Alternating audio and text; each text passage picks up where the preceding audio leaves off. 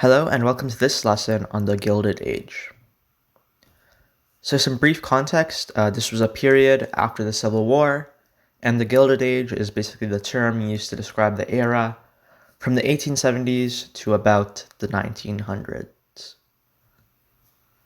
Now, a key term of the Gilded Age are the robber barons, and this is a term basically used to describe monopolists of this time period of different industries, such as the railroad, oil, and textile industries.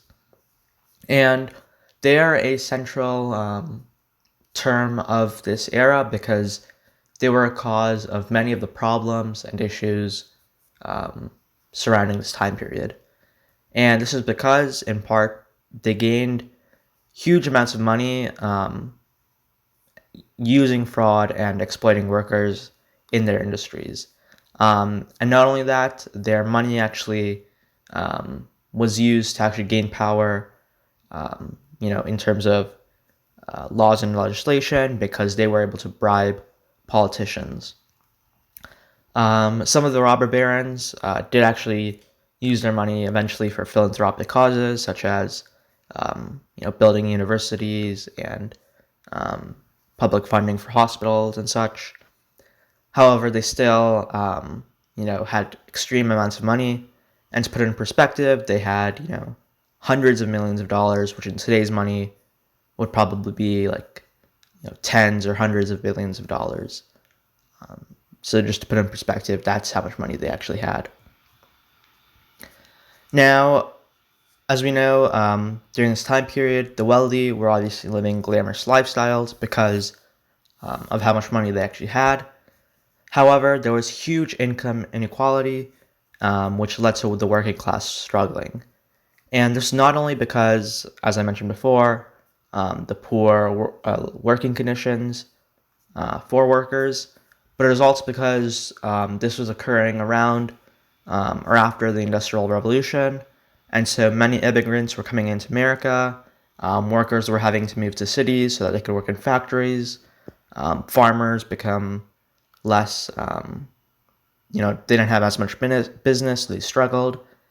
And so essentially, not only were they not going to be paid well, and not only did they have poor working conditions, their living conditions were also really poor because cities were unsanitary, there was high rent, and in general, the working class was struggling.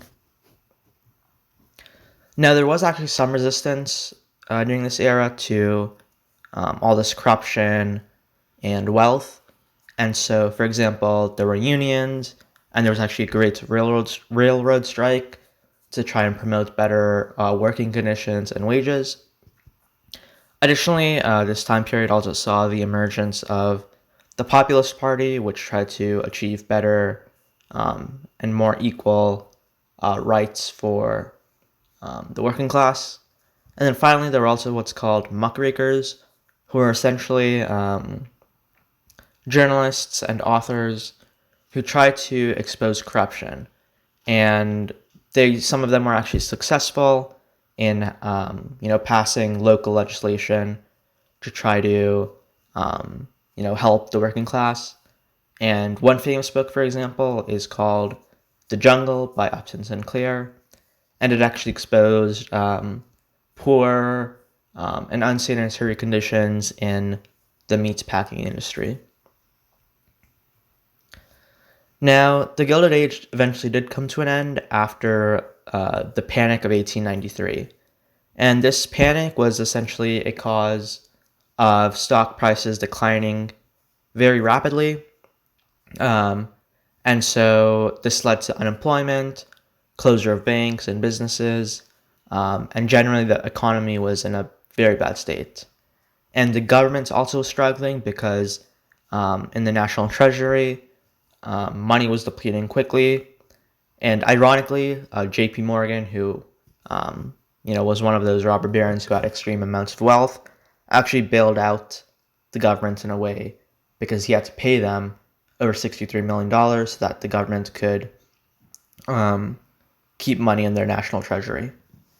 And After this panic, or as a cause of this panic, actually, a new president, Theodore Roosevelt, was elected, and he spearheaded the progressive movement, which eventually crushed down these monopolies because of legislation that prevented them from happening, and also progressive movement eventually helped pass better working conditions, and more equality for